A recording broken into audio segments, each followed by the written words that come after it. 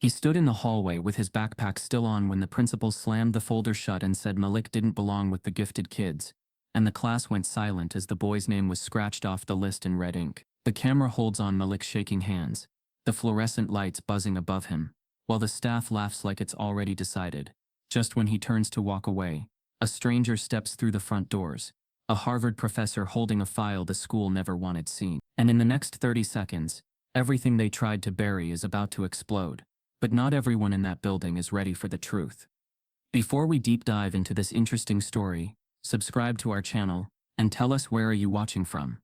Share in the comments below. The morning air outside Roosevelt Academy felt heavy, as if the sky itself understood the weight Malik Daniels carried on his shoulders. He moved with a quiet determination that did not belong to a 12-year-old, the kind of determination shaped by years of being told to stay in his lane, to be grateful, to never aim too high.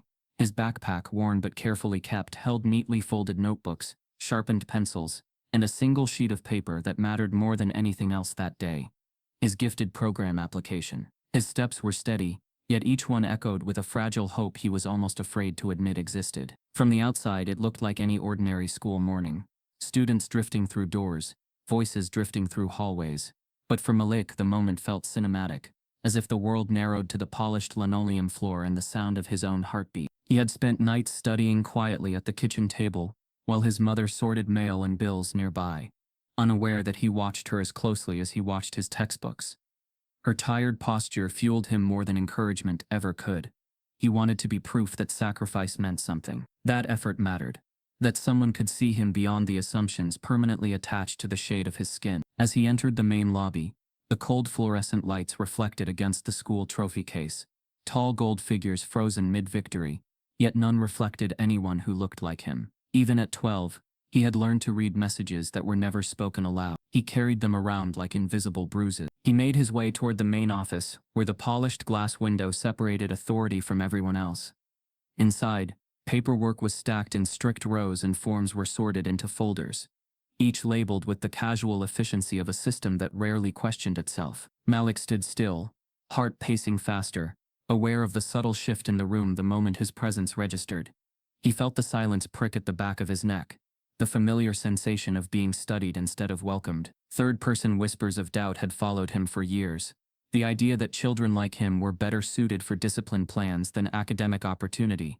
Those unspoken judgments gathered around him that morning like a storm cloud. Principal Craig Walters eventually stepped forward, a man practiced in polished smiles and restrained authority. His gestures appeared controlled, his expression calmly superior, the sort of expression reserved for moments when decisions had already been made long before the conversation was allowed to happen. Malik held out the application, not with arrogance but with quiet dignity, his posture speaking in place of the words he was too respectful to say. He believed effort should earn fairness. He believed the gifted program should recognize intelligence wherever it existed. Instead, he was met with a public dismissal that did not need to be loud to be humiliating. The rejection carried a different kind of volume, the kind meant to remind him of his place. The humiliation unfolded, not through shouting, but through the deliberate slowness of body language, the careful tilt of a head, the dismissive cadence of a man who wanted others to witness authority being reinforced. Administrators nearby pretended not to watch while watching everything. Students paused, pretending to search backpacks while stretching moments longer just to listen. Malik felt the weight of eyes pressing into his skin. The denial was framed as practicality, as if protecting resources from children like him was a duty rather than a prejudice. The moment cut deeper than anger. It was shame, cold, suffocating, merciless, the kind that crawled beneath the surface and settled in the heart. He did not cry, did not plead, did not allow his shoulders to fold inward, even as the scene tightened around him, like a closing fist. Instead, he stood still and absorbed each second with a fragile composure that felt almost painful to witness. Inside, disappointment twisted into something sharper, realization. He understood suddenly that he had not simply been evaluated. He had been measured against a silent expectation that he would fail. In that fragile hallway space, the dream he carried felt as though it was being placed on trial in front of an audience waiting for confirmation of a stereotype. The atmosphere shifted as teachers resumed movement, pretending nothing had happened, yet Malik could feel the residue of the moment clinging to him. His chest tightened with a quiet ache, the kind that did not easily fade. His mother's sacrifices replayed in his mind, the nights she returned home exhausted, The way she kept telling him his intelligence mattered even when the world whispered otherwise. The humiliation was not his alone.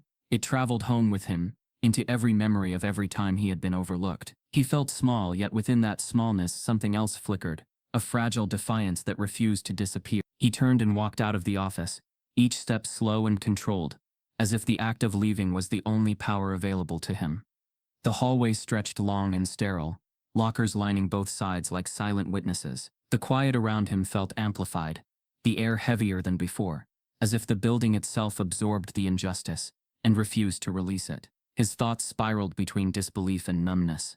He had believed effort would be enough. Now he was learning that effort was often irrelevant, when people decided a narrative before they ever saw the person standing in front of them. Outside, the sky hung over the school in muted gray, mirroring the quiet inside him.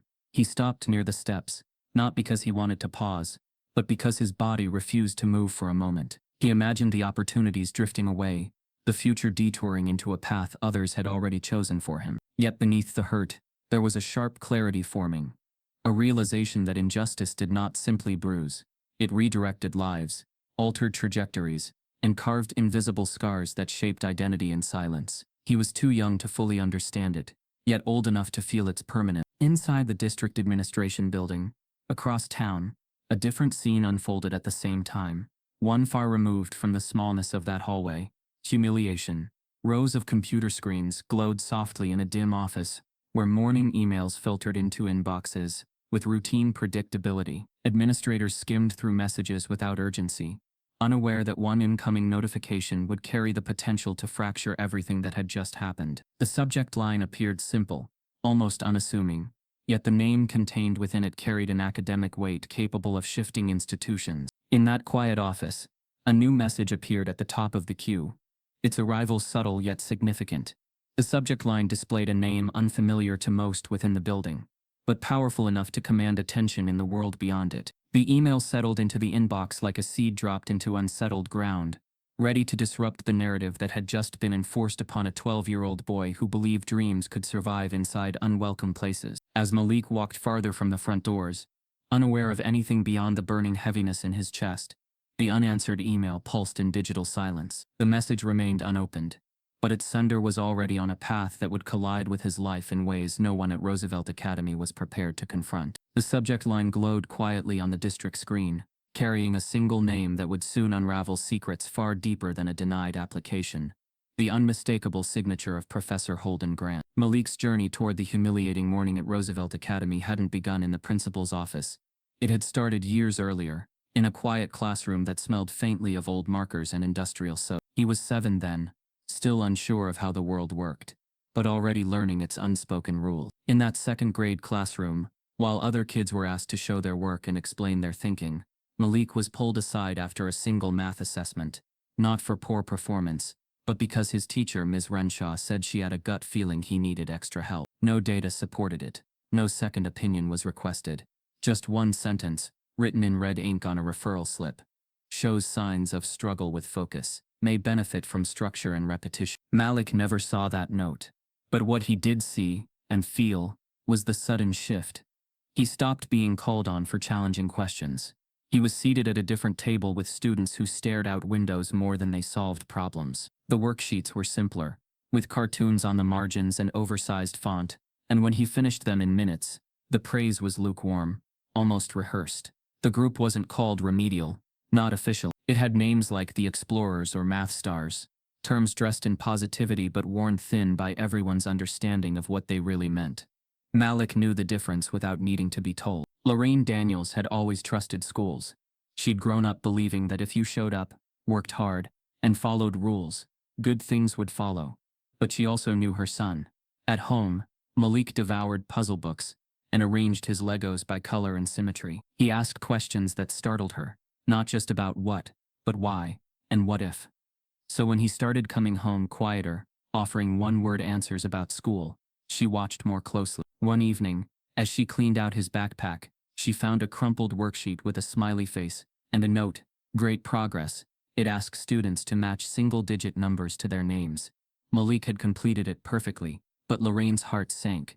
He'd mastered this material 2 years ago. She requested a parent-teacher meeting. The conversation was polite, surface level, Ms. Renshaw smiled often and used phrases like different learning styles and supportive environment. When Lorraine asked about the initial placement, the teacher paused and said something Lorraine would never forget. Some children just thrive better when expectations are adjusted. He's very active. It's not a bad thing. It just means he might need more routine than rigor. There was no mention of his test scores, no behavioral reports, no academic concern. Only the word active used as a coded message, veiled in concern but steeped in bias. Lorraine left that meeting shaken. She stayed up that night researching how placement decisions were made in early education. What she discovered horrified her. Across the country, black boys were 3 times more likely to be placed in remedial or support tracks based on subjective observation rather than academic data. She saw charts in articles, interviews, and studies, all confirming what she feared. Malik hadn't been supported. He had been sidelined. She demanded a reassessment. The school pushed back with gentle deflections. We'd like to keep him consistent. Transitions can be disruptive. Let's revisit this next semester. But Lorraine had been patient enough. She pushed until the school finally administered a cognitive skills test. The results were unambiguous. Malik was in the 96th percentile in logical reasoning and mathematical pattern recognition. Suddenly, the tone shifted. Administrators apologized. A new plan was offered. Malik would be reintegrated with the standard curriculum. But no mention was made of why he was ever placed elsewhere. No one admitted error. There were no records of the original recommendation. It was as if the mistake had never happened. But Lorraine remembered. And so did Malik. Even as he returned to a regular class, the damage lingered.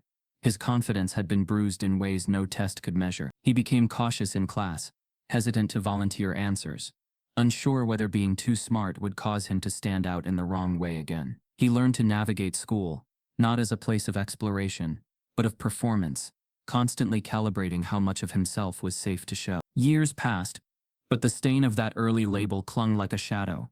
Teachers often treated his intelligence with surprise instead of expectation. He was praised for being well-spoken and surprisingly mature, comments that sounded like compliments but felt like boundaries. He noticed how other students, usually white, often less prepared, were given the benefit of potential, while he had to prove himself twice over just to be seen as average. By the time he reached 6th grade, Malik had already built emotional armor. He smiled when expected, stayed quiet when frustrated, and never let teachers see the sting behind their subtle dismissals. But Lorraine watched it all. She saw the growing distance in his eyes, the slow erosion of the unshakable curiosity he once carried. She knew that gifted program application wasn't just about access. It was about reclaiming something he'd been quietly denied for years. After the rejection at Roosevelt Academy, Lorraine couldn't sleep. She stayed at the kitchen table long after Malik had gone to bed, surrounded by documents, articles, and old report cards. Her anger simmered beneath her calm. She typed the formal complaint to the district office word by word, carefully citing every incident and including copies of Malik's standardized scores, cognitive assessments, and personal statements. She printed it on heavy stock paper, sealed it in an envelope, and hand-delivered it the next morning to ensure it wouldn't accidentally get lost in someone's inbox. She left the office with her head high, a mother not just advocating but fighting. 3 days later, she found a plain white envelope in her mailbox. No return address, no postmark. Inside was a single sheet of paper. The message, typed in bold sans serif font, was short and chilling. Back off. You don't want to make this harder for him than it already is. There was no name, no signature, just a threat disguised as advice. Lorraine read it twice, her fingers tightening around the paper. The kitchen light above her flickered, as if reacting to the moment. Her first instinct was fear, that sickening maternal dread that spirals into worst-case scenarios. But then something shifted in her chest. A fire she thought had dimmed reignited. Someone had taken the time to warn her, which meant someone was scared, not of her, but of the truth. That one typed message was more revealing than any meeting or denial. It meant Malik's story wasn't isolated. It meant something was being protected, and she had just kicked the wrong door. What she didn't know, what no one knew yet, was that the message wasn't just about Malik's past. It was about something bigger, something hidden inside the district's records, something tied to a name she hadn't heard before, but was already making its way into her inbox. And just 4 blocks away, in a university library office filled with research and regret, Professor Holden Grant opened a spreadsheet shared in a private educator forum and paused when he saw a line of data tagged Daniels, Malik flagged for early intervention. No cause listed. His eyes narrowed. He clicked download. Principal Craig Walters had perfected the art of deception. In public, he was the face of Roosevelt Academy's excellence, shaking hands at fundraisers, posing beside top-performing students, and delivering speeches laced with buzzwords like equity and opportunity. He wore tailored suits in shades of navy and charcoal, spoke in calm, measured tones, and offered sympathetic smiles when discussing the challenges some students face. Parents adored him. The school board trusted him. But beneath that polished exterior, Principal Walters ran Roosevelt like a controlled lab, one where he quietly filtered out the students he believed would tarnish the school's reputation, derail his numbers, or simply didn't fit the mold he valued. And that mold had a very specific shape. It wasn't just that Walters didn't believe in Malik Daniels' gifted potential.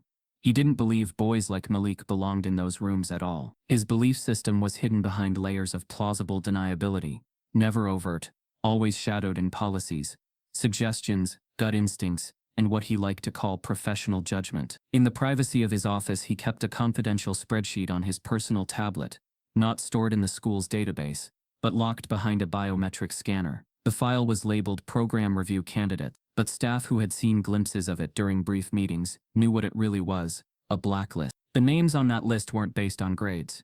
They weren't the students causing fights or failing classes.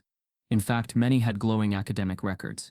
But almost all of them had one thing in common: they were Black, or Latino, or biracial. Their teachers often submitted them for consideration to the gifted program. And somehow, each time their applications were quietly rerouted, returned, or rejected without explanation. It was a system Walters had built over years, always 2 steps ahead of accountability. When challenged, he would smile and point to enrollment charts or budget constraints. "It's not about race," he would say with faux concern. "It's about fit." He'd mastered the language of dismissal. The other administrators, especially new staff, rarely pushed back.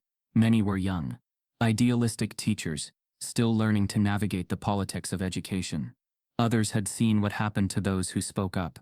Staff turnover was high at Roosevelt, and not just because of student behavior. Whispers floated through break rooms about Ms. Jordan, the counselor who once raised concerns about biased recommendations, until she was suddenly reassigned to district projects, and her office emptied without warning.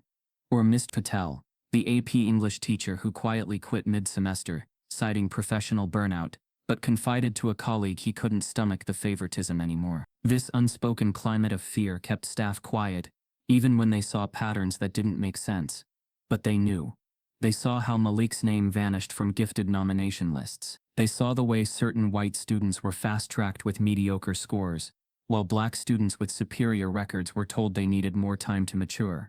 Teachers noticed, but silence was easier than exile. In one particular staff meeting, the kind held after hours with stale coffee and rushed PowerPoints, Walters unveiled a pie chart of the current gifted program demographics.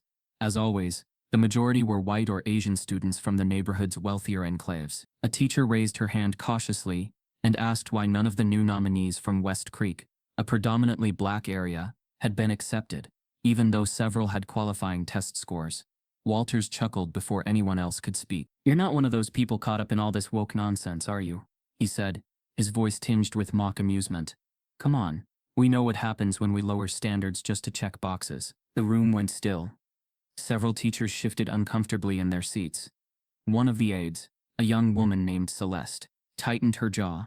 She wasn't just uncomfortable, she was recording. Her phone sat half buried beneath a notepad, its camera lens peeking out just enough to catch Walter's face and voice in clear detail. Celeste had heard enough during her first few months at Roosevelt to suspect something ugly was happening, but she hadn't expected him to speak so freely. Maybe he'd grown so comfortable with impunity that he no longer bothered to hide it. Or maybe he just believed no one would challenge him, especially not a paraprofessional still on probationary contract. As the meeting continued, Walters grew bolder. He spoke about stability metrics, school image, and how important it was to avoid unnecessary distractions in the gifted curriculum. Each phrase felt coded, designed to sound legitimate, but loaded with prejudice. Celeste's hands trembled slightly beneath the desk, but she kept her face composed. She knew the importance of that recording, not just for Malik, but for every student whose potential had been systematically buried. Outside that meeting room, the school continued to operate under its glossy facade. Parents received cheerful newsletters. The school's website highlighted STEM fairs and top test scores. Malik walked its halls with his head low, unaware that he wasn't alone, that his name was part of something much darker than a denied application. The system wasn't broken. It was built this way on purpose. And Walters? He slept soundly. He believed he was untouchable. After all, no one had ever challenged him in a way that stuck. District officials saw him as a results guy. Test scores were up. Suspensions were down. He looked like a miracle worker. They didn't question the cause. But Celeste had sent the audio file to someone she trusted. Not another teacher, but a friend she'd met during her graduate research. A friend who now worked with an education equity initiative. And that friend had connections. What Principal Walters didn't know, what he couldn't possibly have predicted, was that the recording had already reached an email inbox titled Office of Academic Inclusion, Harvard University. And when Professor Holden Grant opened the file, his face went still. Then, without hesitation, he clicked forward. The weekend after the staff meeting, while Roosevelt Academy carried on with its polite machinery, and Principal Walters reveled in his own untouchability, Malik sat in his cousin's cramped apartment, surrounded by wires, circuit boards, and a half-built 3D printer humming softly in the corner. His cousin Jamal, a 27-year-old systems engineer and proud MIT dropout turned startup wizard, didn't believe in the rules most schools lived by. He believed in raw talent. And Malik, sitting quietly with his legs crossed and eyes scanning the table in front of him, had more of it than anyone Jamal had seen in years. Jamal had always watched Malik with a kind of quiet admiration, because beneath his cousin's soft voice and polite posture was a mind constantly spinning. Jamal had seen how Malik took apart broken remotes and rebuilt them with spare parts, how he solved escape room puzzles in half the time at family outings, how he memorized entire subway maps just in case. But most importantly, Jamal saw how Malik's brilliance wasn't being nurtured. It was being filtered, diluted, redirected into silence, and Jamal had had enough of it. "You ever done a logic matrix before?" he asked, pulling out his laptop and flipping it open on the cluttered coffee table. Malik glanced at the screen. "No, but I've seen something like it in a code game once." Jamal smirked. "Good enough." He opened a digital logic diagnostic used by top-tier engineering firms in recruitment. An internal benchmarking test never intended for middle schoolers. It was dense with abstract patterns, recursive puzzles, and mathematical riddles designed to measure intuitive reasoning and predictive logic. Jamal didn't explain the difficulty level. He didn't want Malik to psych himself out. He just hit the timer, handed over the laptop, and said, "You've got an hour. No pressure." Malik leaned in. For the first 5 minutes, Jamal watched over his shoulder, expecting confusion, or at least a pause. But Malik barely blinked. His fingers tapped rapidly. He didn't just solve the puzzles. He navigated them like someone who saw the answers before the question was fully formed. At the 15-minute mark, Jamal stopped pretending to look casual and sat up straight. By the 30-minute mark, Malik had reached the final section, normally where test takers stalled out, bogged down by layered variables. Malik finished it in under 5. He closed the laptop quietly and looked up. Done. Jamal didn't respond right away. He sat back, staring at Malik like he was seeing something for the first time. Not just potential, but undeniable brilliance. Not the kind you coach or correct. The kind that exists naturally, unapologetically, and rarely gets seen in rooms built to exclude it. Jamal ran the results through the back-end software. The score pinged on the top 0.2 percentile, higher than most of Jamal's colleagues, higher than his own when he took it years ago. Genius level, not gifted, not exceptional. Genius. The kind of mind that bends the rules of problems and builds new systems instead of following the ones that already exist. He looked at Malik. "You know what this means, right?" Malik shrugged, still cautious from years of being told what he wasn't. "I just like puzzles." "That's not a puzzle score, little man. That's prodigy material." Jamal didn't wait. He exported the report, formatted the test results with charts and annotations, and emailed it to Lorraine, with a simple subject line: "You need to see this." That night, Lorraine sat at the kitchen table again. But this time her hands were shaking. Not with fear, but with fire. The score was irrefutable. There were no feelings here. No teacher could recommend around this. Her son's mind had now been measured by the same metrics used by Fortune 500 recruiters and high-level engineers. It wasn't about opinion. It was about truth. And the truth was, Malik didn't just belong in the gifted program. He should be leading it. She printed the report, added a cover letter demanding immediate reassessment, and walked it in personally the next morning. This time, she didn't just hand it to the receptionist.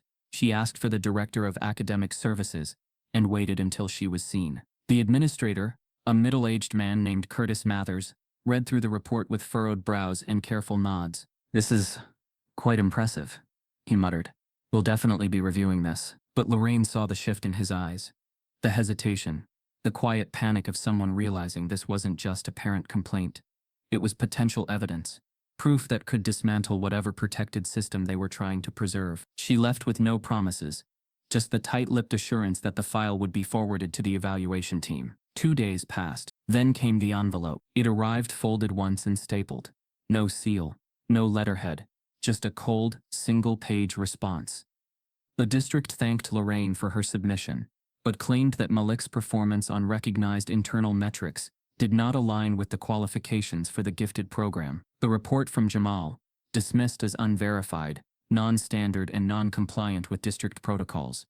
It was a form letter disguised as a professional decision. But Lorraine noticed something strange. At the bottom of the page, a line of data appeared in the district's typical formatting: test scores assigned to Malik's ID number. But they were wrong. Not low, but completely fabricated. The dates didn't match his actual testing. The percentile rankings were impossibly low, results that didn't exist. Lorraine had been keeping records for years. She cross-referenced them against the real data, and saw instantly that these nenders had been manufactured to justify the rejection. She called Jamal. "They faked it," she said, her voice trembling. "They doctored the damn scores." Jamal cursed under his breath. "That's illegal. Straight up. They're not just denying him," Lorraine whispered.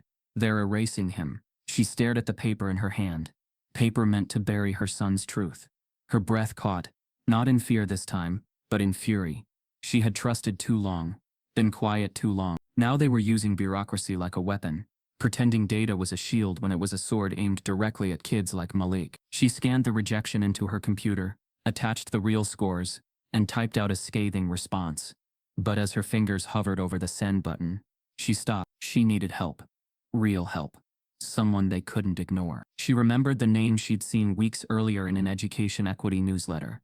A scholar known for uncovering district-level bias, someone who'd taken on entire school boards, and one. She typed the address carefully.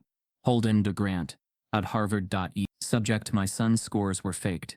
I need help. She hit send, and didn't know that at that exact moment, 1,200 miles away in Cambridge, Professor Holden Grant was already watching Malik's name rise to the top of his radar. But what Lorraine couldn't have known, what no one could have predicted, was that Malik's name had already triggered something else, buried deep within the district's database. A hidden filter used to quietly flag disruptive families. And once a name hit that list, things started to move. Behind the scenes. Off the record. Just fast enough to silence the truth before it ever reached daylight. Roosevelt Academy had never seen anyone like Dr. Holden Grant. The moment he stepped through the front doors, the atmosphere shifted. His presence didn't just challenge authority, it exposed it. There was no grand announcement, no security clearance. He moved through the halls with the kind of certainty that silenced conversations mid-sentence. Students stepped aside without knowing why. Teachers glanced over clipboards but couldn't focus. Dr. Grant wasn't there to visit, he was there to confront. At the main intersection near the administration wing, he caught the tail end of Principal Walter's voice, the arrogance thick in his tone. "If I let every loud parent dictate who we admit, we'd have this place full of kids who can't spell their own names." It was the kind of statement Craig Walters had made for years. Casual, unchecked, said only when he thought the audience was safe. But this time, someone else was listening. Dr. Grant turned the corner. The sharpness of his suit was rivaled only by the intensity in his eyes. The confidence of a man who didn't ask for permission. Walters turned, saw him, and instinctively adjusted his tie. "Can I help you?" he asked, the words clumsy, the charm rehearsed. Grant didn't bother with pleasantries. "You can start by explaining why a 12-year-old genius was removed from your gifted track using false data." The hallway stilled. 2 teachers froze in place. A custodian paused his mop, mid-swipe. Walters blinked, then smirked. "Tried to anyway." "And you are?" "Dr. Holden Grant, visiting scholar, Harvard University. I'm here on behalf of Malik Daniels." The name cracked through the air like thunder. Walters looked down at the letter of introduction. Official seal, institutional signature, and knew instantly that this wasn't some angry parent or social media activist. This was someone with reach, someone whose voice didn't echo in halls, It echoed in boardrooms, on campuses, in courtrooms. "I'd be happy to set up a meeting with the district," Walters said, trying to recover. "There's a proper process." "We're not waiting for process," Grant cut in, his voice calm but slicing. "I've reviewed the students' records, his actual scores, and the fabricated ones your office submitted. I've also heard the staff recording, every second of it." Walter's face tightened. His eyes darted toward the teachers, then the hallway cameras. Holden stepped forward. "You didn't just make a bad call. You designed a system to block students like Malik. You buried potential to protect image." Walters opened his mouth again, but this time, nothing came out. His authority, the kind he'd spent years weaponizing, was evaporating under the weight of facts and a man who didn't fear him. Before Walters could deflect, a soft, shaking voice entered the conversation. "I can get the file." Everyone turned. It was Celeste, the young aide who'd recorded the meeting. She'd stood silently by the copier, listening, holding her phone in her pocket. Now she stepped forward, her face pale but resolved. "You're not authorized to," Walters started. "Yes. She is," Grant interrupted. "She's a witness now." Without hesitation, Celeste turned and walked toward the records room. Walters stared after her, the fury just starting to reach his skin. Dr. Grant handed him a sealed envelope. "This is a formal notice of legal review. Everything you've done is now subject to state audit." Walters swallowed hard. His hands, once steady with control, now clenched the paper like a lifeline slipping away. "Some people spend their careers building legacy," Grant said quietly. "You built a trap, and now you're caught in it." Just then, a voice rang out from the end of the hallway. A school security officer appeared, speaking into a shoulder radio. "Principal Walters," the guard called out. "You have a visitor at the front entrance. Claims to be from the district." "I didn't call anyone," Walters muttered, confused. "They're not from the district office," the guard said. "They're from the state." The color drained from Walters' face. He looked toward Dr. Grant, but the man had already turned away, moving down the hall like he knew exactly what came next. And somewhere in the front office, the real reckoning was waiting. Dr. Holden Grant didn't ask for permission. He never did when the truth was on the line. As soon as Celeste handed him Malik's thick manila file, he took it to a side table in the front office and began flipping through the pages with clinical precision. What he held wasn't just paperwork. It was evidence. The weight of it was heavy, not in its volume, but in the quiet damage each page represented. At first it looked like a standard academic record, test scores, progress reports, and a few teacher notes, but midway through the pattern began to emerge. There were two separate sets of Malik's performance data, one showing top-tier percentile scores in math and logic, and another buried deeper in the file, showing altered numbers that painted him as average. Holden's trained eye immediately spotted the difference. The falsified sheet wasn't just wrong, it was deliberately engineered. It bore the digital signature of C. Walters. His jaw clenched. He read on, eyes scanning teacher feedback that used coded language. "Not ready for advanced material. Might need structure. Potential behavioral flags." None of it was rooted in performance. None of it matched the real data. And Malik wasn't alone. Tucked at the back of the file was a secondary document, a spreadsheet formatted like an internal review log. It listed students recommended for the gifted program but labeled as deferred, flagged, or removed after review. The demographic pattern was impossible to ignore. Nearly every student denied access came from the same neighborhoods, lower income, majority Black or Latino zip codes. Many had standardized scores that should have qualified them, but someone had created a filter, one that operated outside public view, behind academic lingo and bureaucratic layers. Holden photographed every page. He copied documents to his encrypted drive, scanned the signature pages, and made notes. Celeste watched silently nearby, visibly shaken but resolute. When he asked about the larger district database, she nodded and told him she knew someone in IT who might help. "Give me a few hours," she said. Holden just nodded. "Anything you can get. 5 years of data if possible." By nightfall he had it, sitting in his hotel room with 3 open screens and files sprawled out like a crime board. Holden went deeper. He mapped out race, score, nomination, and outcome. The truth screamed from the spreadsheets. Black students at Roosevelt Academy were just as likely, often more likely, to be nominated for advanced placement, but they were admitted at less than half the rate of white students. The reasons listed were vague, inconsistent, and often contradictory. In one disturbing entry, he saw a case of 2 students, same teacher, similar test scores. One white, one black. The white student was accepted immediately. The black student's file was stamped, "Needs more maturity," and placed on indefinite hold. Holden leaned back, the numbers hitting him like a punch. This wasn't isolated. It was patterned, repeated, protected. And the worst part? No one outside that school would have ever known.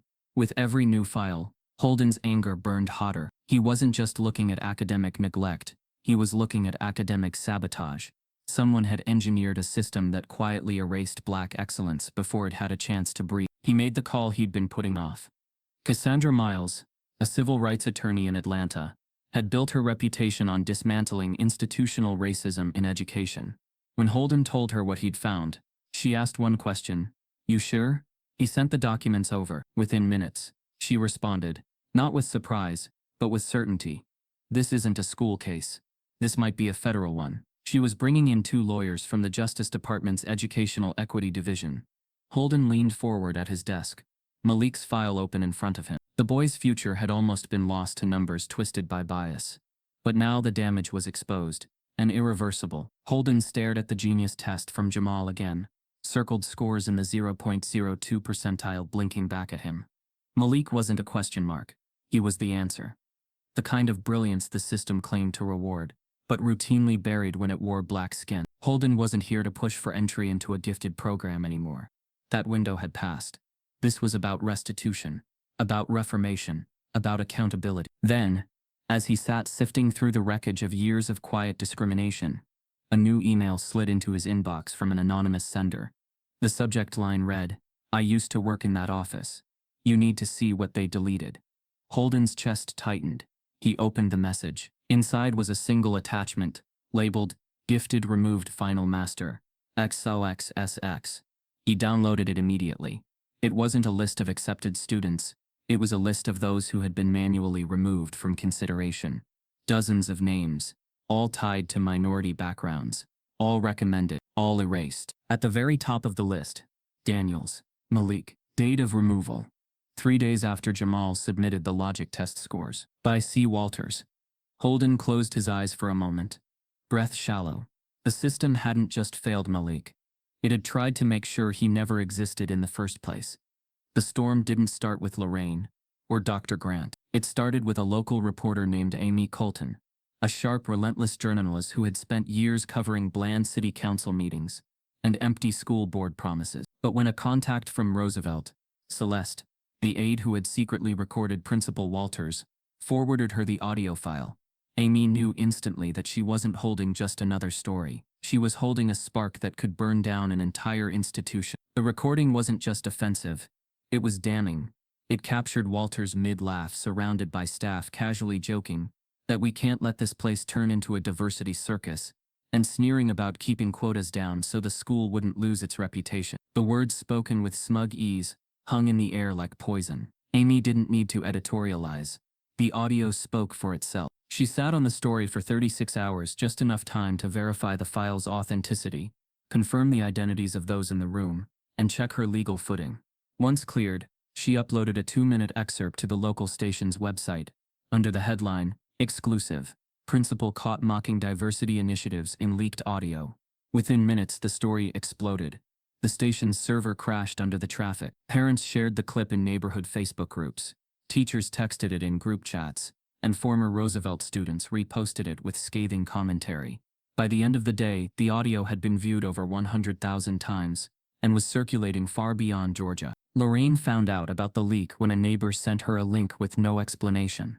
She clicked it, heard Walter's voice, and had to sit down. Her heart pounded with a mixture of validation and dread. What they had tried to bury was now public, but she also knew that once the media got involved, control would disappear. Dr. Grant called her minutes later, his voice calm but intense. "This is it," he said. "They can't ignore it anymore. But brace yourself. They'll fight back harder now." Indeed, the fallout came fast. By the next morning, national outlets picked up the story. CNN, MSNBC, and even education policy blogs started reporting on the leak, tying it to systemic racism in school districts across the country. Editorials began calling Roosevelt Academy a symbol of the quiet war on black excellence. District leaders scrambled to control the narrative, but the damage was already done. Parents flooded the school board's voicemail box demanding accountability. Several white families announced they were pulling their children from Roosevelt, not in protest, but in fear of backlash and media scrutiny. It was the kind of exodus the district feared most, not for moral reasons, but because it threatened their funding numbers. Principal Walters, caught in the eye of the storm, initially refused to step down. In a shaky press conference, he called the audio misrepresented, claiming it was taken out of context, and that he had always valued diversity. But the damage was irreversible. His carefully curated public persona unraveled in real time. A new video surfaced, an old interview clip, where he subtly criticized over-reliance on affirmative action in school programs. It went viral again. This time, the headlines weren't just about racism, they were about betrayal. Roosevelt's teachers, once silent, began speaking out anonymously to local papers. They described years of quiet suppression, manipulated evaluations, and pressure to disqualify certain students without drawing attention. Some staff admitted they had stayed quiet out of fear. Others said they were complicit and were now reckoning with that guilt. The district's internal crisis team worked overtime to manage the fallout, but every attempt at damage control only fanned the flame, because the truth wasn't just about Walter's words. It was about the system that let him speak them freely for so long. Lorraine received a call from a news producer, inviting her to speak on a national morning show. She declined, for now, not because she was afraid, but because she wasn't finished gathering receipts. Doc Grant advised her to wait until the full investigation, so that every word she spoke would land with irrefutable weight. Still, the calls kept coming.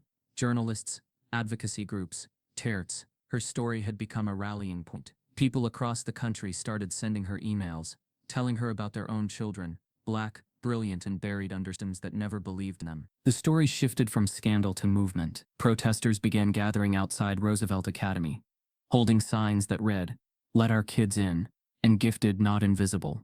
Some chanted Malik's name. Others held printouts of the leaked student removal list, now spreading online like wildfire. Lorraine didn't lead the protests, but she stood in the crowd, sunglasses on, phone in hand, recording everything. She wasn't there to perform. She was there to witness. Inside the district office, fear turned to desperation. Leaders began drafting contingency memos, preparing for lawsuits, press inquiries, even federal audits. A quiet war had turned into a national reckoning.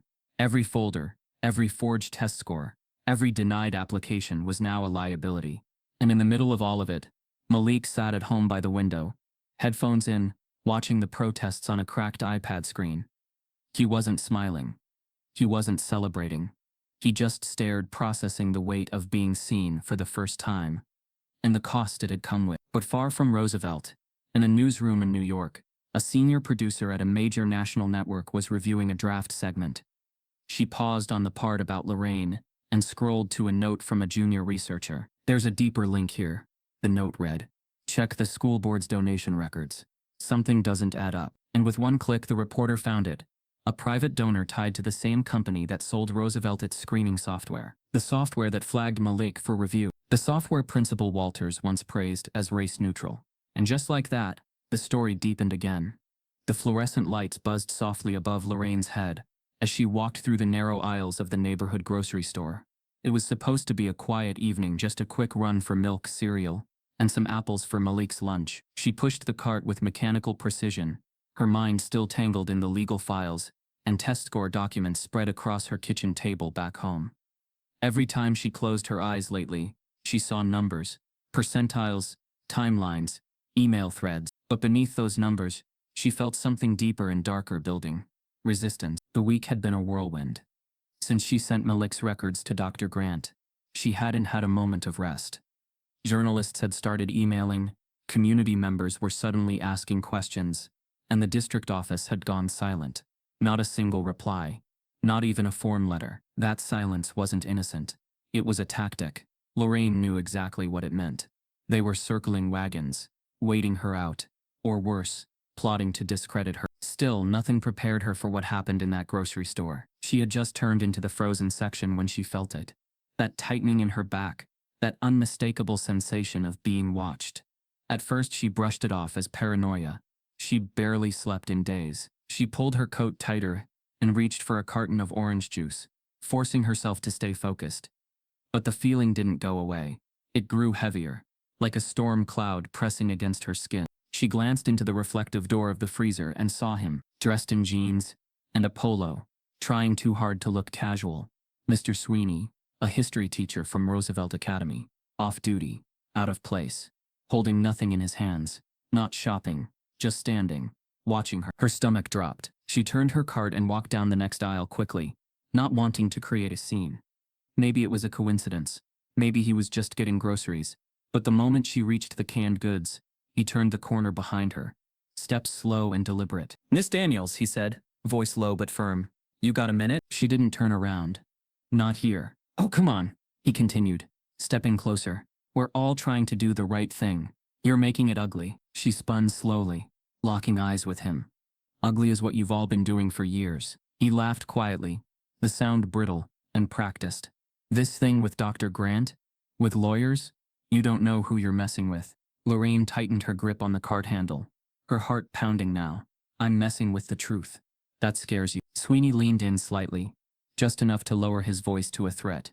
"You need to drop the act before someone gets hurt." The words weren't loud. They weren't theatrical. But they cut through the air like a blade. Lorraine froze. The fluorescent lights above flickered slightly, casting harsh shadows on the linoleum floor. Around them, shoppers passed without noticing. Two women chatted near the bakery. A man grabbed a bag of potatoes and moved on. No one saw what was happening. Not really. That was the point. The warning was meant to be private, undeniable, and deniable. Lorraine stepped back, her eyes hard now. "Is that a threat?" Sweeney smiled. A tight, joyless curve. "It's advice." Then he turned and walked away, as if nothing had happened. She stood still for several seconds, her mind racing. Her hands were shaking, but not from fear. This was something deeper, something colder. It wasn't just about Malik anymore. They were trying to silence her, intimidate her, pretend she didn't have the right to demand justice for her own child. She abandoned the cart and rushed out of the store, keys already in hand. The automatic doors whooshed open, and the cold night air hit her like a slap. She crossed the parking lot quickly, boots crunching against gravel, trying not to look like she was panicking. But when she reached her car, everything stopped. All four tires were slashed. Not punctured. Slashed deep, jagged cuts across the rubber, deliberate and unmistakable. She staggered back a step, breath catching in her throat. Her hands flew to her mouth as she stared, the reality of the moment sinking in with brutal clarity. This wasn't random. This wasn't some neighborhood prank. This was a message. Behind her, the sound of a car starting echoed through the lot. She turned just in time to see a silver sedan pulling away slowly, its windows tinted too dark to see inside, but its presence clear. It didn't race off. It glided, taunting her with the slow certainty of people who thought they couldn't be touched. Her phone slipped from her fingers as she reached for it, but she caught it mid-air. With shaking hands, she called 911, her voice tight and controlled, but laced with urgency. She gave her name, the location, and described what had happened. Then she hung up and looked around. The world felt different now. Not just dangerous, but rigged. This wasn't about education anymore.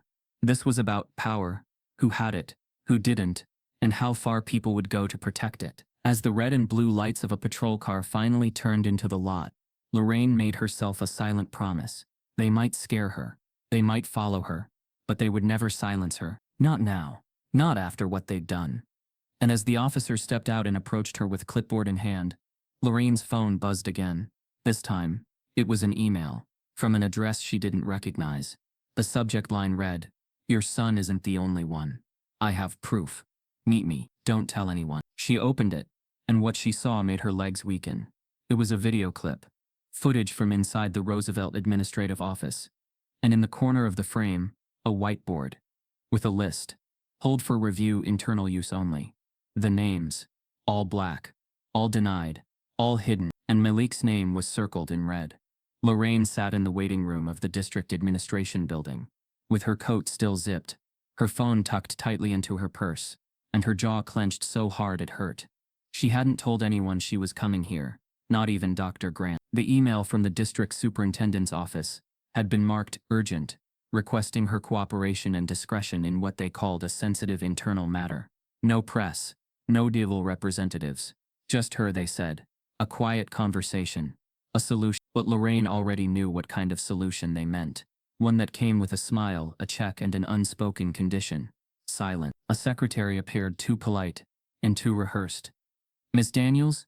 They're ready for you." Lorraine stood without speaking, walked through the glass doors, and entered a room far colder than she expected.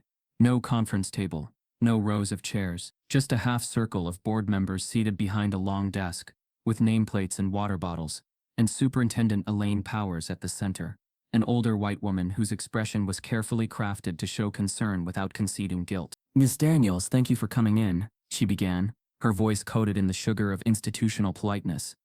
"We want to acknowledge that we've heard your concerns, and we're taking them seriously." Lorraine didn't sit yet. "Have you reviewed the documents? The fake scores? The removal list? The video footage from the office?" Elaine blinked. "Yes, we're aware of the materials circulating. However, our goal today is to address this in a way that minimizes harm for everyone involved, including your son." That phrase, minimizes harm. It made Lorraine's skin crawl.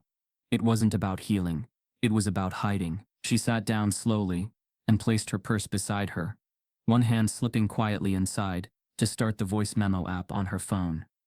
She'd learned enough in the last few weeks to know that trust was no longer an option. These people weren't here for the truth. They were here for containment. Elaine cleared her throat and gestured to a man on her left, someone Lorraine recognized from past school board meetings. "District Legal Counsel, Mr. Brinton, we'd like to offer a resolution that reflects our shared interest in Malik's future," he said, pulling out a typed document and sliding it across the desk. "This is a private settlement agreement. It includes full scholarship funding for Malik to attend a STEM-focused private institution of your choosing, along with a grant for educational support and therapy services. In return, you agree to withdraw all formal complaints, including legal action, and refrain from public discussion of the matter." Lorraine stared at the paper but didn't touch it. "You want me to sell my son's silence?" Elaine shifted uncomfortably. "We're not asking for silence. Just space to move forward without damaging the integrity of the district." Lorraine let out a soft, bitter laugh. "Integrity? The same integrity that falsified test results and slashed my tires?" Brinton leaned forward, his voice firmer now. "Miss Daniels, escalating this could lead to outcomes that affect not just your family, but the broader school community. There are many people of color in our district who depend on these programs. Burning it down hurts everyone." There it was, the manipulation cloaked in community concern. The suggestion that Lorraine's pursuit of justice was a threat to other black families. That standing up for her son meant jeopardizing the very system that failed him. She looked at them one by one. Their faces didn't show malice. That would have been easier. What she saw was calculation, carefully measured expressions of performative empathy. They weren't here to fix anything. They were here to protect a reputation. "What about the other names?" she asked. "The kids who were erased from the gifted program like Malik, are they getting private school scholarships too?" No one answered. Elaine's smile thinned. "This is about Malik, and giving him the chance he deserves." "No," Lorraine said softly. "This is about hiding what you did to dozens of children like him. And you think I'll take a check and disappear?" Silence fell over the room, heavy and final. She stood slowly, keeping her composure. "If this is how you handle justice, then I promise you this isn't over." Elaine's tone turned brittle. "Miss Daniels, we urge you to consider what's best for your son." "I am," Lorraine replied, her voice steel. "That's why I'm recording this." Every face around the table froze. She held up her phone, the red blinking icon of the recording app flashing for everyone to see. "And it's already backed up to 3 different cloud folders. So if you try to twist this story later, just remember, your voices are already public." Brinton looked visibly shaken. Elaine opened her mouth to protest but quickly closed it again. Lorraine didn't wait for another word. She walked out of the room without looking back, her heels clicking like gunshots on the polished tile floor. Outside, the cold air slapped her awake, but she welcomed it. Her fingers trembled as she pulled out her phone again. Not from fear but from focus. She forwarded the audio file directly to Dr. Grant, along with a message. "You were right. They're trying to bury it. Let's make sure they can't." What she didn't know, what not even Holden knew yet, was that someone else had heard the recording before Grant did. Someone inside the district's tech department. Someone who had been quietly watching the file transfers in and out of Lorraine's student profile folder. And as Lorraine drove home, unaware of the eyes tracking her every digital move, a new folder was being created in a hidden drive at the district office. It was labeled Daniels Case, Contingency Plan. and its first file was titled Media Strategy, Discredit Mother. Holden Grant stood under the intense studio lights, his presence commanding, calm and prepared. The green room had been quiet earlier, but now the stage was alive with camera movement, countdowns and whispered cues. As he sat across from Monica Reyes, one of the country's most respected morning anchors, he wasn't nervous. He was resolute. Months of quiet research, weeks of interviews, recordings, and late-night evidence collection had led to this moment. Before him lay two simple sheets of paper, one showing Malik Daniels' genius-level test results, and the other his official rejection from the Roosevelt Academy gifted program. Two documents that told completely opposite stories about the same boy. This, Holden knew, wasn't just a segment, it was a reckoning. Monica welcomed the audience and jumped straight into the segment. This morning we're joined by Dr. Holden Grant, a Harvard visiting scholar, who is here to discuss a troubling case of racial bias in a Georgia school district's gifted program. She turned toward Holden with the weight of expectation in her eyes. Dr. Grant, what exactly did you discover? Holden didn't flinch. Malik Daniels is 12 years old. He was recommended for advanced placement by teachers, scored in the 0th percentile on a logic assessment used by tech firms, and has demonstrated mathematical reasoning well beyond his grade level. Yet he was denied entry into Roosevelt Academy's gifted program, and it wasn't an accident. His test results were falsified. His file was altered, and we now have proof it's happened to many more students, almost all of them black. He held up the two documents. The camera zoomed in slowly as he spoke. This, he said, lifting Malik's real score, is what brilliance looks like. And this, he lifted the rejection letter, is what systemic erasure looks like. The effect was immediate. Social media lit up before the segment even ended. The visual contrast of the truth and the lie, side by side, left no room for doubt. It wasn't just about one school. It was about how power rewrites reality for children. It doesn't expect to succeed. Monica, known for keeping interviews balanced, didn't interrupt. She let Holden explain how Lorraine Daniels had unearthed the forged records, how staff at Roosevelt had come forward with evidence of racial filtering, and how the district's own software flagged students based on zip code demographics. Then she played a brief clip from the leaked audio of Principal Walters mocking diversity efforts, his voice dripping with smug disdain. The audience heard it. "We're not turning the school into some quota factory," followed by muted laughter from his staff. Monica's face turned cold. "How does something like this stay hidden for so long?" she asked. Holden leaned forward. "Because it's not loud. It's quiet. It hides in paperwork. It wears the mask of professionalism. It uses words like fit, readiness, and behavioral flags to exclude students without ever saying what it means. And because parents like Lorraine are told they're overreacting when they ask questions." His final words on the broadcast echoed with weight.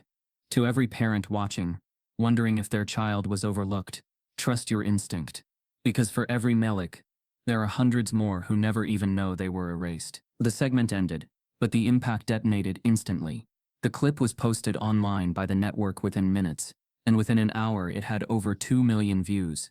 Celebrities, scholars, and educators began sharing it with captions like "This is why we fight" and "Justice for Malik." Advocacy groups across the country reshared the footage.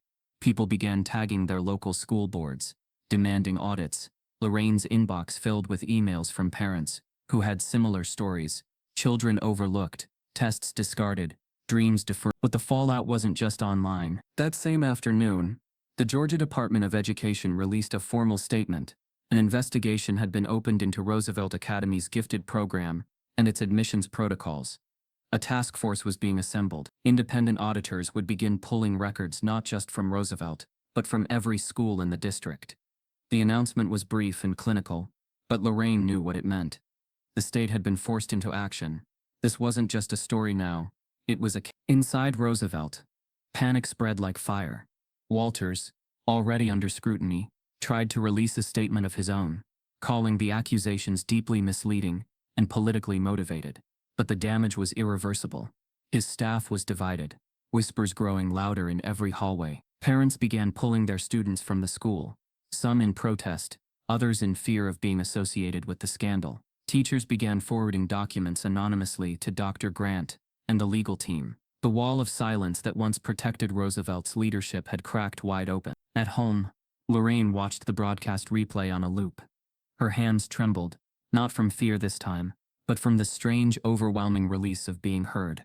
Malik sat beside her, silent, his knees drawn to his chest. He didn't say anything, but she noticed the way he sat taller every time Holden said his name. For the first time, someone had called him brilliant, in public.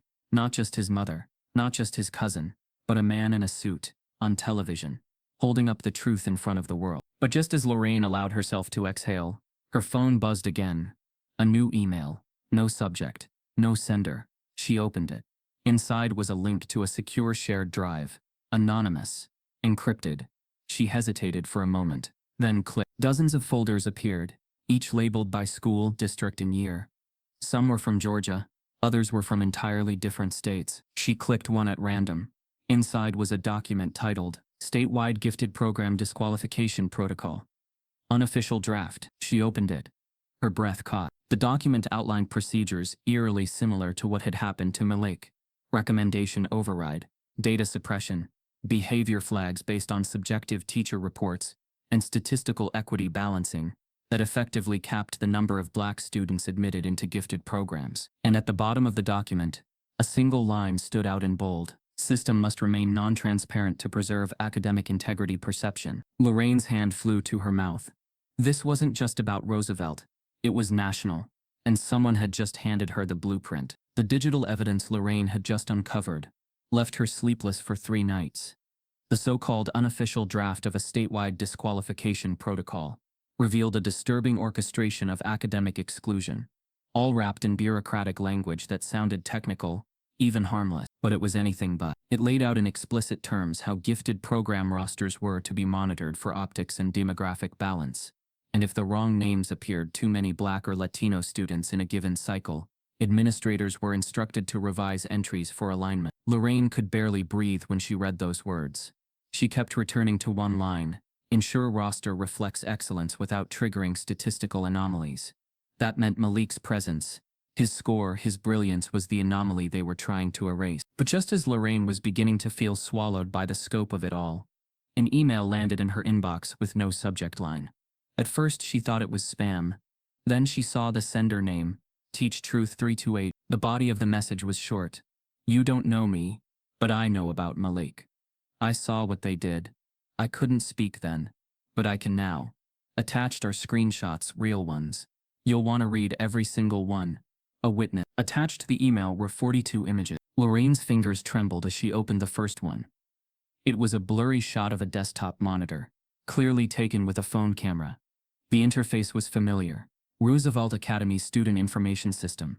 The file displayed a roster titled 2024 Spring Gifted Candidates.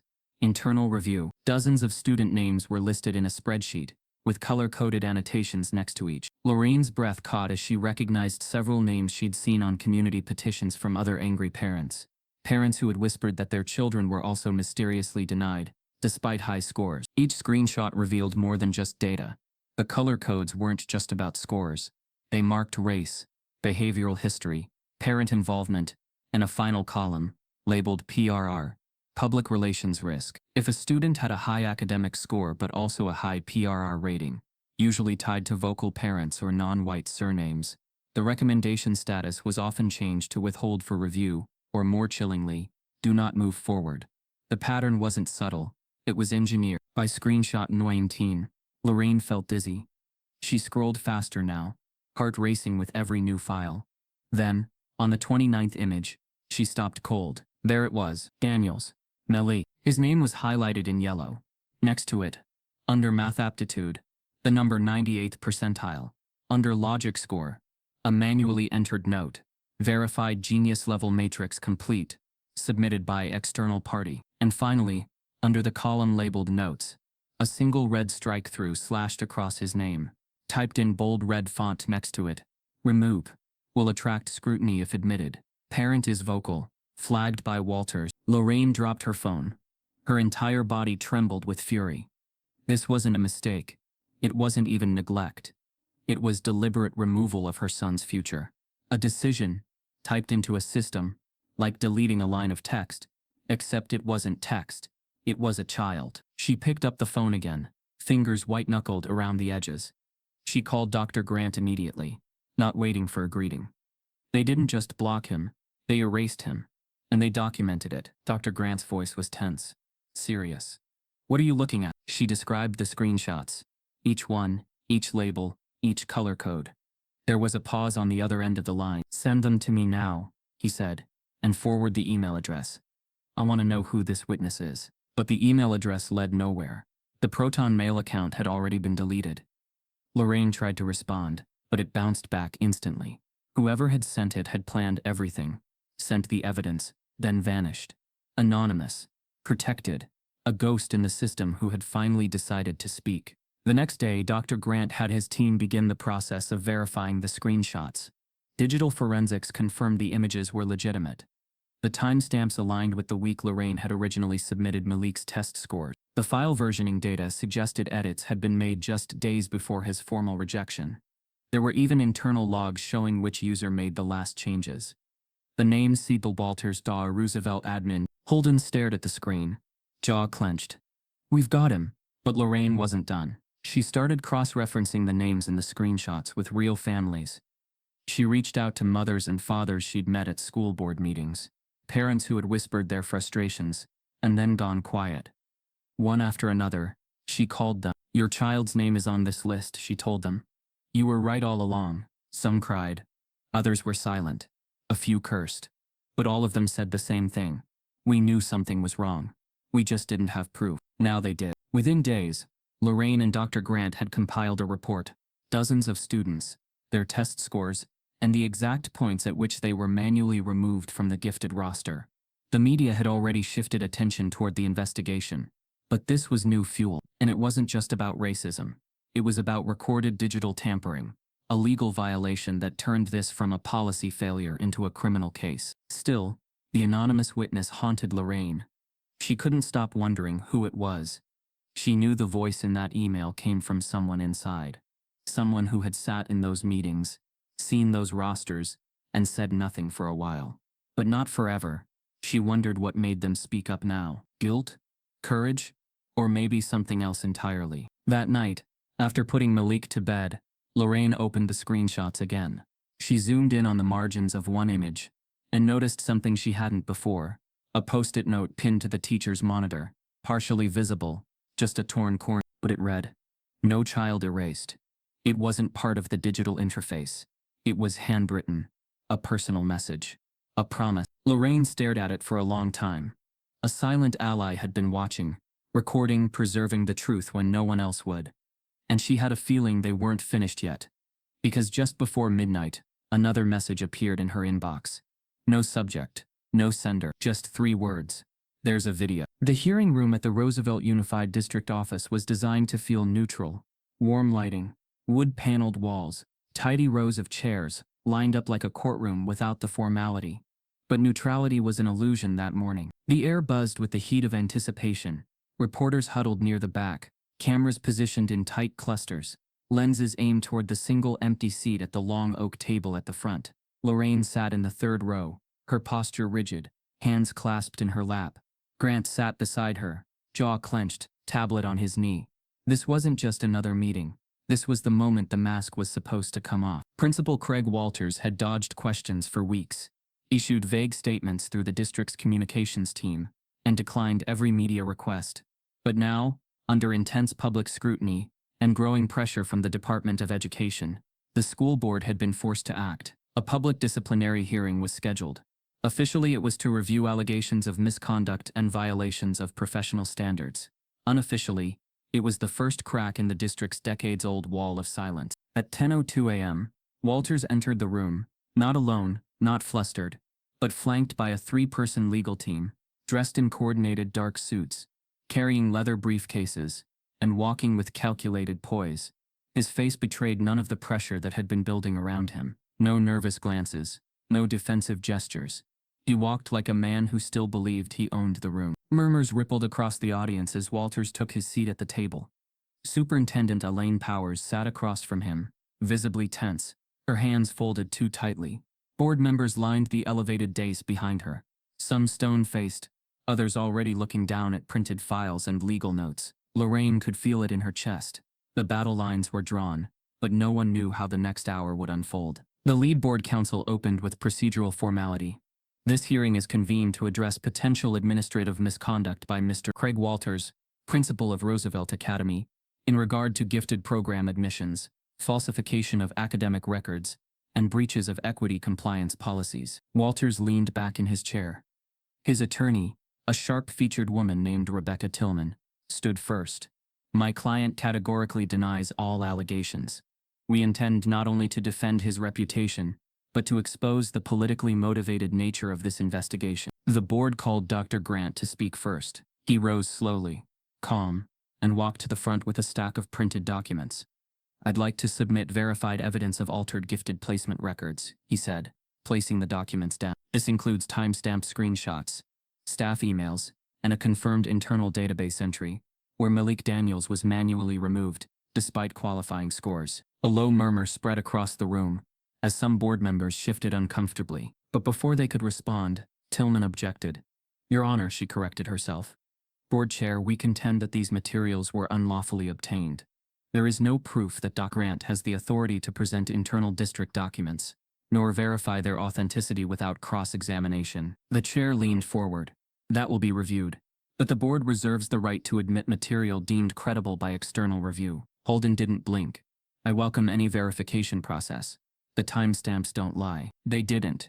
And neither did the images. But then Walters himself spoke for the first time. He turned slightly toward the audience, his voice polished and loud enough to carry.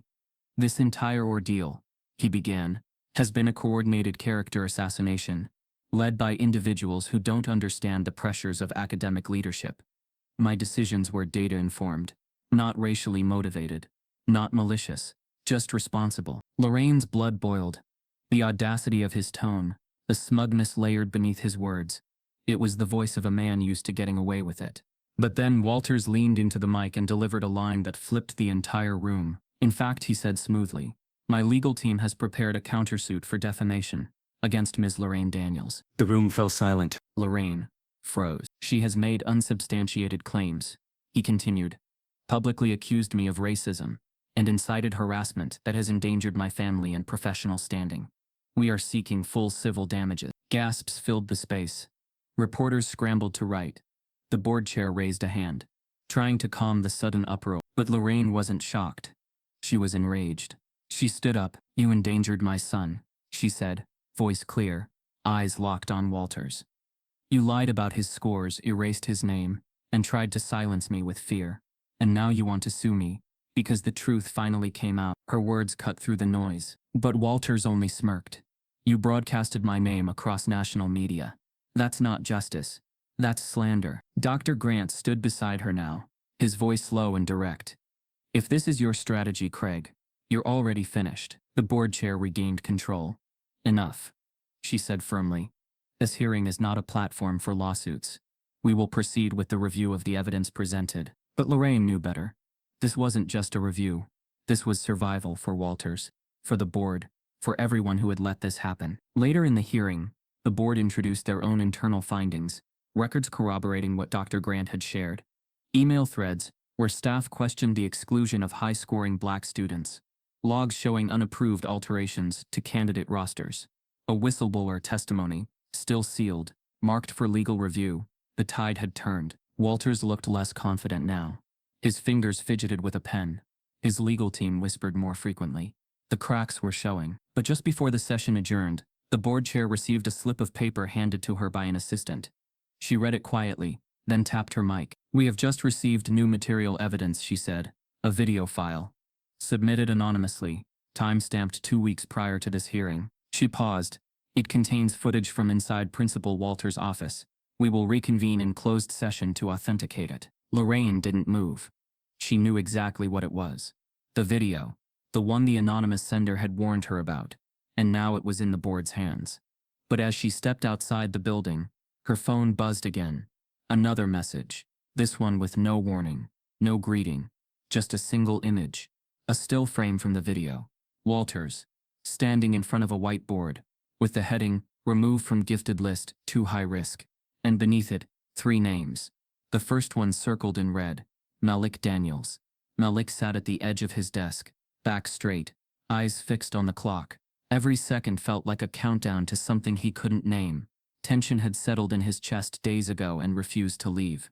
The events of the past few weeks had turned his world inside out. He wasn't sure if he was the boy everyone was suddenly talking about, or if he was still the one they used to ignore. The halls of Roosevelt had changed. Kids whispered when he passed, teachers avoided eye contact, and even the principal hadn't returned to campus since the hearing. Malik wasn't celebrating the attention. It felt like standing in the center of a storm with no idea which way the wind would blow. That morning, as he walked into his math class, something felt off. His teacher, Mrs. Langston, usually brisk and precise, gave him a look she hadn't before, soft but unreadable. Her hands were jittery as she set down her mug, and the room held a charge that didn't match the lesson plan written on the whiteboard. Then came the knock. 3 short raps on the classroom door. Every head turned. Miss Langston walked over, whispered briefly with someone just outside, then turned to the class. "Malik," she said, her voice even. "Can you step up to the front for a moment?" His heart dropped. The last time he was called up in front of the class, it was the beginning of his rejection. His feet felt heavy as he stood, the whispers already starting. Some kids smirked. Others looked nervous. Malik didn't know what to expect, but he didn't expect what was waiting on the other side of that door. As he stepped through the threshold, the hallway outside was empty, except for one man, Dr. Holden Grant, standing in a gray tailored suit, hands behind his back, and a quiet grin on his face. Dr. Grant looked like someone who had finally won a war, but wasn't there to brag about it. In his hands was a crisp envelope, the school district logo faintly embossed, but the return address was different. Not Roosevelt, not even the district office. It read, Atlanta Institute for Advanced Youth Studies. Malik froze. Dr. Grant leaned down slightly, lowering his voice. "I told you they couldn't erase brilliance forever." He handed Malik the envelope. Confused, Malik opened it slowly, eyes scanning the words. It wasn't just a letter. It was a full admission package, a full-ride scholarship, an elite program for high IQ, underrepresented students in STEM, funded by a coalition of universities and private foundations. The language was glowing, even reverent. They had seen his test scores, his logic puzzle results. They had even reviewed his handwritten notebooks sent in by Jamal.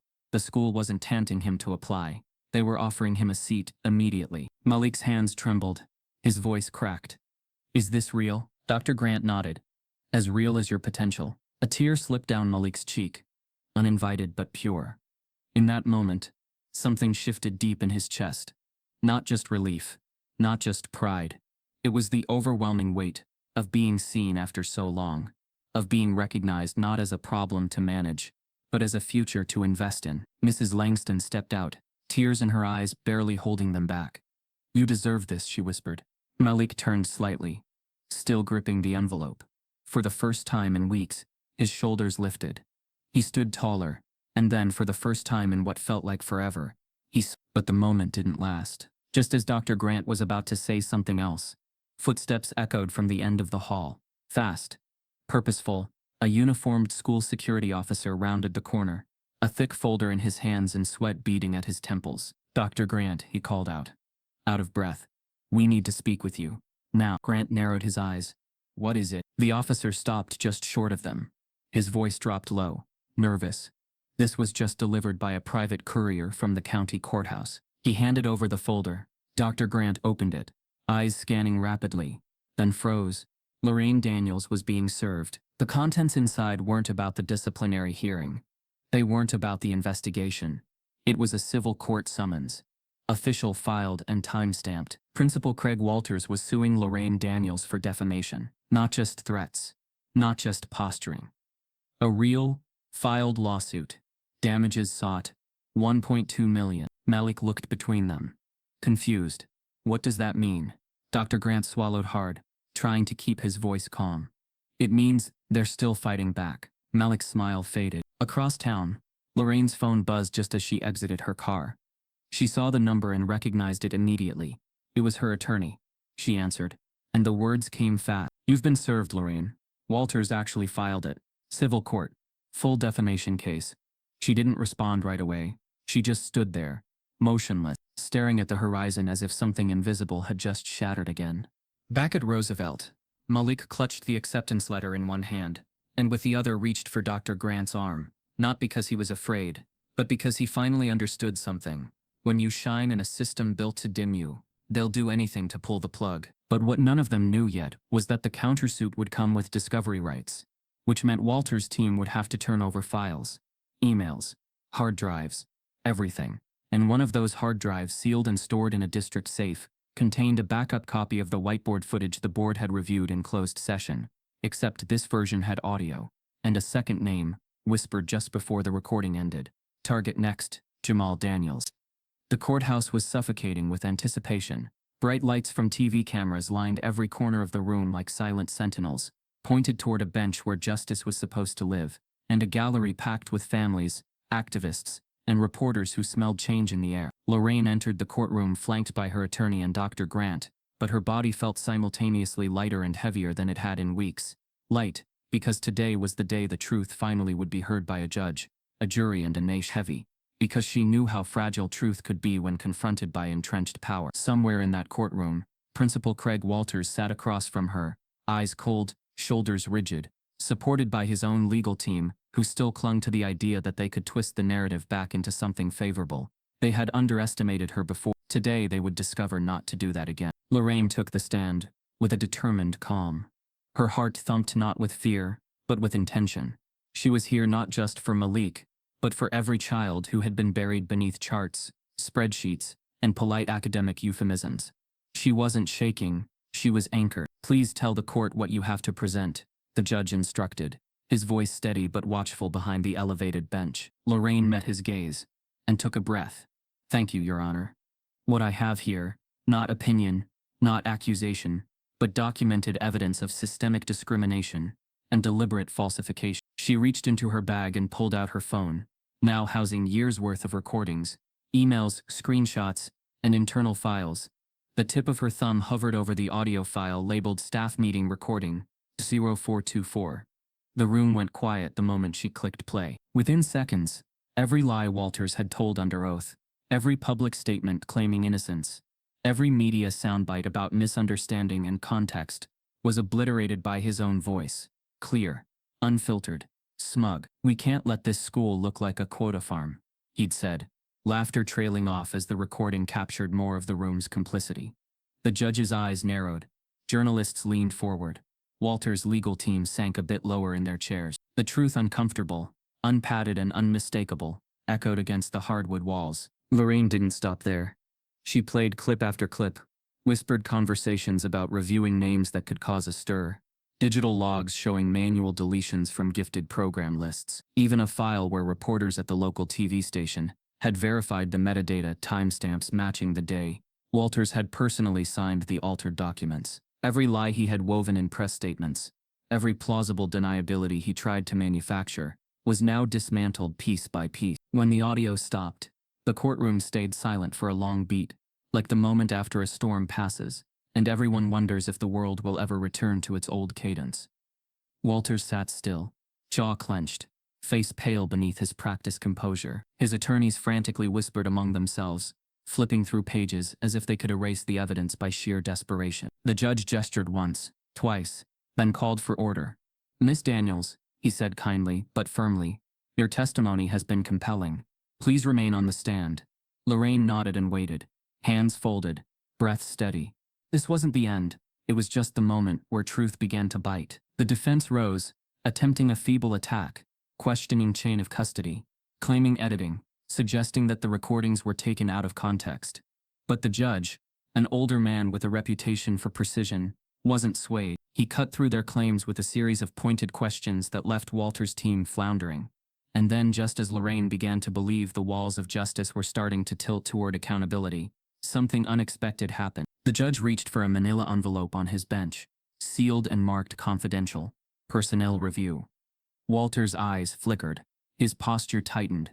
Everyone in the courtroom leaned in, sensing the shift like the sudden drop in the barometer before rain. The judge opened the envelope slowly, his face unreadable in the glare of the cameras. He scanned one document, then another. His expression shifted from professional restraint to almost visible shock. He lowered the papers and lifted his eyes. You're not going to believe what I found in his personnel file, the judge said, his voice firm but tinged with disbelief. A collective hush swept the room. Then he continued, slowly, as though he was delivering a verdict before it was fully articulated. Mr. Walters' file contains documentation of a secret performance index, a metric neither the public nor this court was aware existed, tracking the racial composition of advanced programs across the district. Not as a compliance tool, but as a control measure. Gasps rippled across the courtroom. Reporters scribbled furiously. Walter's lawyers paled. Lorraine felt goosebumps rise on her arms, not from fear but from the magnitude of what had just been revealed. The judge didn't need to explain. The unspoken implication was already hanging in the air. This was not just one man's bias. It was a calculated methodology used to shape student outcomes based on race, an internal document, hidden from families, boards, and public oversight, that had determined eligibility not by merit, but by demographic outcomes. Then the judge paused again, his gaze sharp and unblinking. "And there is more." A murmur of disbelief followed. He held up a second document. This file references a third-party contractor, a firm hired by the district to optimize demographic distribution within advanced academic programs. Their algorithm expressly flagged students like Mr. Daniels for removal, because their advancement would disrupt historical racial ratios. The court erupted, not in chaos but in stunned silence. Reporters whose careers were built on uncovering truth felt they were witnessing a moment far beyond any headline. Parents in the gallery gasped as they realized this was bigger than any one school, and even Walters seemed unable to muster a defense. The judge continued, quietly but firmly. This firm's contract includes a clause stating that decisions based on statistical impact override individual evaluation metrics. In other words, a child's academic achievement could be invalidated because of an algorithmic racial quota. Lorraine felt her pulse quicken. This wasn't merely discrimination. This was corporate complicity, systemic orchestration, racism coded into software, and sanctioned through policy. The courtroom held its breath, and then the judge leaned forward, peered directly at Walters, and spoke with a weight that resonated beyond the walls of that room. "Mr. Walters, do you realize the legal jeopardy this places you and the district in? Because from where I'm sitting, it is nothing short of institutionalized discrimination." Walters' face, once composed and arrogant, now flickered with panic. But before anyone could respond, the judge turned his gaze to Lorraine and said something no one expected next. "Counsel, we are issuing a subpoena for the contractor's source code and communication logs. This investigation is no longer limited to defamation or falsified records. It will extend to every school in this district, and possibly beyond." The courtroom gasped. Then, just as the tension peaked, the judge's clerk approached and placed a small sealed envelope before Lorraine. She looked down, confused. The judge gestured. "Open it." Her hands shook as she broke the seal. Inside was a USB drive. No label, just 3 words written in bold red ink. "They know you know." And underneath, a single symbol, an eye. The weeks following the courtroom revelations unfolded with the slow gravity of a tide pulling a shoreline backward before a wave. Nothing returned to how it had been before, not for Lorraine, not for Malik, and not for the thousands of families who now looked at gifted programs across the nation with new suspicion, new courage, and new vocabulary for the injustice they had always felt, but could never prove. The footage, the screenshots, the algorithmic contracts, everything that had once lived hidden in district servers, now existed in the public imagination, as part of a much larger truth. Yet in the midst of investigative reports, legal filings, and national debates about educational equity, there was one small human moment Lorraine could not stop replaying in her mind. The sound of Malik breathing steadily in his sleep the night after the judge's ruling, as if for the first time in his young life, his mind was allowed to rest without defending itself. Dr. Grant worked tirelessly through that period, not as a distant expert but as a man who had woven himself into the story's moral fabric. He attended every late-night conference call with civil rights attorneys, every briefing with policy panelists, every media segment where the narrative was shifting from scandal to reform. He wasn't chasing exposure, he was chasing structure. One afternoon, after a long day of consultations, he called Lorraine and asked if she and Malik could meet him on the steps of the State University's research building. There was a softness in his voice she hadn't heard before, less urgency, more anticipation. When they arrived, Malik walked a short distance behind them, holding a notebook the way some boys held basketballs. He'd begun writing again, scribbling logic patterns, theories, miniature problem sets he invented himself.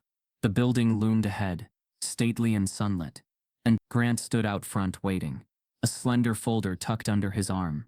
He looked less like the man who confronted institutional power in hallways and courtrooms, and more like a mentor holding something fragile and irreversible in his hands. He greeted Malik first. "I have something for you," he said quietly, and handed him the folder. Inside was a cream-colored letter, embossed with crimson sealwork. The letterhead read, "Harvard Youth Research Mentorship Program, Department of Cognitive Sciences." The words beneath were careful, formal, and full of recognition. They described Malik as an exceptional analytical thinker, whose cognitive patterning reflects rare accelerated problem abstraction. They wrote of his test performances, his original logic structures, and his independent curiosity, not as anomalies, but as evidence of a mind that belonged among scholars. And at the bottom, beneath 3 institutional signatures, sat a sentence Lorraine had to read twice to absorb. "Full academic sponsorship awarded. Placement confirmed. Mentorship to begin immediately." Malik's lips parted, his eyes tightening not from confusion, but from something deeper, an overwhelming, unnameable mixture of relief, validation, and disbelief. He didn't jump, didn't shout, didn't run in circles the way some children might have. He simply exhaled, as though breathing for the first time, without weight pressing into his chest. "They want me," he said, his voice small but steady. "They see you," Dr. Grant replied, "exactly as you are." For a moment the world felt still. Cars passed on the avenue. A gust of wind rattled the leaves in the courtyard. The sky stretched wide and unoccupied, as if holding space for this single moment of quiet redirection in a life that had been measured, restricted, and constrained by other people's expectations. Lorraine blinked back tears she refused to let fall, because this wasn't relief alone, it was grief too. Grief for the years stolen, for the teachers who underestimated him, for the administrators who erased him, for the mornings Malik walked into classrooms already assumed unworthy. Later that week, Dr. Grant sat before a national auditorium at a televised education summit, a stage lined with policy leaders, academics, and advocates who had once ignored quiet complaints but now leaned forward with sharpened attention. He didn't bring charts or statistical projections. He brought names. Malik's name. The names of the students on the flagged rosters. The names families had emailed him from across the country since their story went public. With every sentence, he drew a line between data and dignity, between policy failure and human cost. "I am pledging," he said, his voice resonant and unwavering, "to establish a national independent fund, not to save gifted students, but to protect them, to audit inequitable programs, to secure legal counsel for families, to finance mentorship and research access where systems have tried to gatekeep brilliance. We will not allow genius to be buried, simply because it lives in the wrong zip code, the wrong skin, the wrong narrative." The room responded not in applause or spectacle, but in a reverent, unsettled quiet. This wasn't ambition speaking, it was accountability. Lorraine watched the broadcast from home, Malik sitting beside her, tracing his finger along the embossed Harvard seal on his acceptance packet, as if memorizing its weight. The image on the television wasn't just Doc Grant anymore. It was a movement forming itself mid-breath, drawing momentum from every injustice it refused to leave unnamed. And yet, even as the world tilted toward reform, Lorraine knew something else, something no reform could erase. Malik's story was personal before it was political. The harm had been lived before it had been documented. The morning Malik visited the campus where the mentorship cohort would meet for their orientation, he walked not like a child entering a space as a visitor, but like someone stepping into a room that had always belonged to him even when others tried to bolt its door. The lobby gleamed with glass and wood, shelves stacked with journals and research abstracts, hallways humming with quiet conversation. Lorraine walked 2 steps behind him on purpose, letting him lead, letting him navigate, letting him claim. She watched how the mentors greeted him, not with condescension or thin enthusiasm, but with curiosity, asking him about his notebooks, his thought patterns, his favorite number sequences. They called him Malik, not that case, not the lawsuit boy, not the controversy. At one point, a faculty researcher leaned down beside him and asked, "What do you want to build?" Malik didn't hesitate. "Something that makes systems tell the truth," he said softly. And Lorraine felt a warmth rise in her chest. Not joy exactly, but something steadier, something like restoration. On the drive back, they passed Roosevelt Academy. The building stood unchanged, but the meaning had shifted entirely. It no longer felt like a gate. It felt like a relic. Malik asked to stop the car. Lorraine parked across the street. They sat together in silence. As students poured into the entrance, Malik once walked through every morning with a backpack full of dreams that no one had cared to see. He stepped out of the car, stood tall on the sidewalk, and looked at the doorway where he had once been told, without words or apology, that genius did not belong in his body. Dr. Grant joined them, having arrived separately to meet another witness from the district.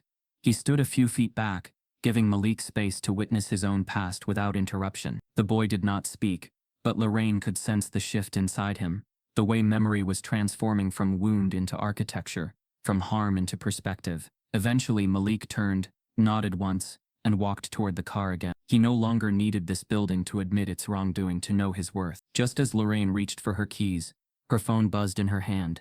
She glanced down, expecting a message from the mentorship coordinator, or perhaps Dr. Grant confirming a schedule. Instead, it was an unfamiliar number, one of those long numeric strings she'd come to associate with encrypted senders, people who reached out only when truth felt dangerous. The message was short, no greeting, no introduction, just a single line. We just uncovered another gifted program scandal, and they need your help. Before the story fades from the screen, let it leave a question in your heart. If you had seen what Malik went through, would you have stood beside him or stayed silent? If you believe no child should ever have their future erased, type yes in the comments, and tell us what part of this journey hit you the hardest. Subscribe if you want more stories that expose injustice and protect the voices that are too often ignored. Together we don't just watch these stories, we carry their truth forward.